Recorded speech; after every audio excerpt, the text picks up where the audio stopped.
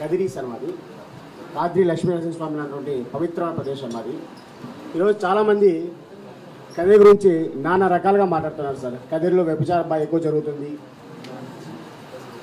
కొంతమంది పెద్దలు మీ ఊరు అమ్మాయిలు మానవ అమ్ముకొని బతుకుతున్నారు అనే మాటలు మాట్లాడుతున్నారు.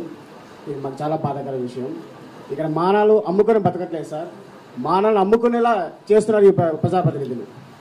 ముఖ్యంగా మాకు కదిరి ప్రదేశంలో మల్బరీ అనేది ఎక్కువగా ఉండేది సార్.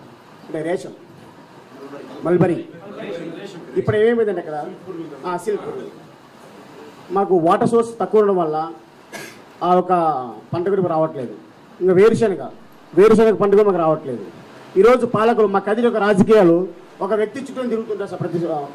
ప్రతిసారి కూడా ఆ వ్యక్తి అలా చెప్తే అలాగే జరుగుతూ పోతుంటుంది అన్నమాట. ఈరోజు మాకు ఈ కదిరిలో దాదాపు 70 నుంచి 80 లంబాడి తాండాలు ఉన్నాయి సార్. ఈ లంబాడి తాండాల వారికి ఎటువంటి పర్మనెంట్ ఇన్కమ్ సోర్సెస్ ఎక్కడ లేవు. సో వాళ్ళు ఎంతసేపు అయినా కూలి మీద ఆధారపడి బతకాల్సిందే.